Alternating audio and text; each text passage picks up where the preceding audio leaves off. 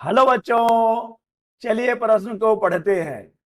कोई कण t बराबर 0 क्षण पर मूल बिंदु से 10 जे कैप मीटर प्रति सेकंड, ये जो कैप है वो जे पे है, 10 जे कैप मीटर प्रति सेकंड के वेग से चलना प्रारंभ करता है तथा एक्स वाई समतल में एक समान त्वरण 8.0 आई कैप प्लस 2.0 जे कैप मीटर प्रति सेकंड स्क्वायर से गति करता है। किसी क्षण कण का एक्स निर्देशांक 16 मीटर होगा, इसी समय इसका वाई निर्देशांक कितना होगा। तो चलिए सबसे पहले हम लिख लेते हैं इस प्रश्न के मूल अवधारणा को जिस पर यह प्रश्न आधारित है। तो मैं लिख रहा हूं मूल अवधारणा।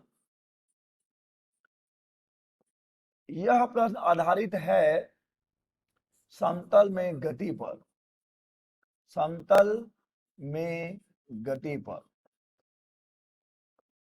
देखिए, जब हम समतल में गति की बात करते हैं तो हम वेग, त्वरण और विस्थापन इन सभी के दो दो घटक प्राप्त कर सकते हैं।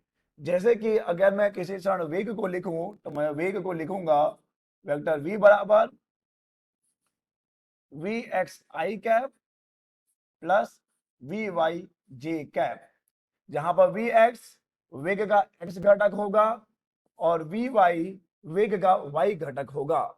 वैसे ही हम त्वरण को भी लिख सकते हैं वेक्टर a बराबर ए x i cap plus A Y j cap, जहां पर ए एक्स त्वरण का x घटक है और ए वाई त्वरण का y घटक होगा। तो चलिए हम बना लें पहले एक्स वाई समतल। तो ये मैंने बना लिया y और ये मैंने बना लिया x और ये हमारा प्यारा सा मूल बिंदु O। अब देखिए सवाल में कहा गया है कि क्षण t बराबर 0 पर, तो हम बात कर रहे हैं समय t बराबर 0 पर। देखिए कण है कहां पर, कण है मूल बिंदु पर और वह मूल बिंदु से किस वेग से चलना प्रारंभ करता है। तो यहां पर उसका प्रारंभिक वेग दिया गया है। चलिए हम प्रारंभिक वेग को वेक्टर u से दिखाते हैं, जो कि दिया गया है 10 जे कैप मीटर प्रति सेकेंड। देखिए x की दिशा में एकांक सदिश को हम आई कैप लेते हैं, y की दिशा में एकांक सदिश को हम जे कैप लेते हैं। तो दिए गए वेग में केवल जे कैप दिया गया है, अर्थात अगर हम इस समीकरण की तुलना कर दें, दिए गए मान की अगर हम तुलना कर दें वेक्टर u बराबर u x i cap plus u y j cap से, तो हमें पता चलेगा कि यहां पर वेग का x घटक तो 0 है तथा वेग का जो y घटक होगा बच्चे, y घटक हो जाएगा 10 मीटर प्रति सेकेंड। तो हमें ux बराबर 0 मिल गया और uy बराबर 10 मीटर प्रति सेकेंड मिल गया है।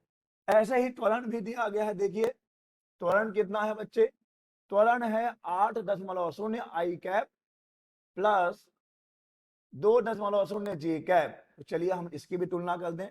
पहले हम त्वरण को लिख लेते हैं कि त्वरण बराबर दिया गया है वेक्टर ए बराबर दिया गया है 8.0 आई कैप प्लस 2.0 जे कैप।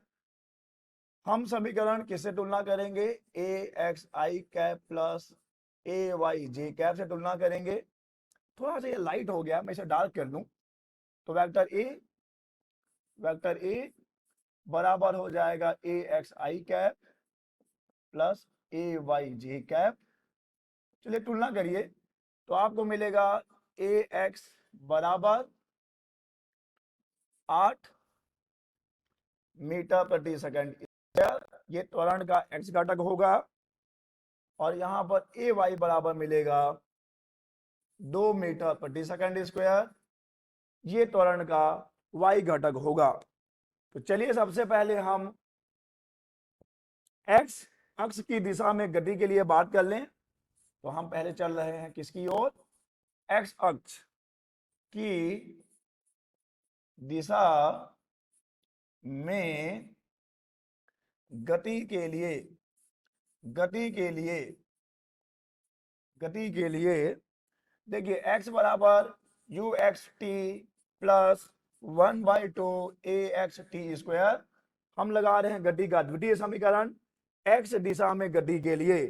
चलिए मानों को रख देते हैं, x का मान 16 है। देखिए प्रश्न में दिया गया है ना कि किसी भी कर्ण का x निर्देशांक कितना है, 16 मीटर है।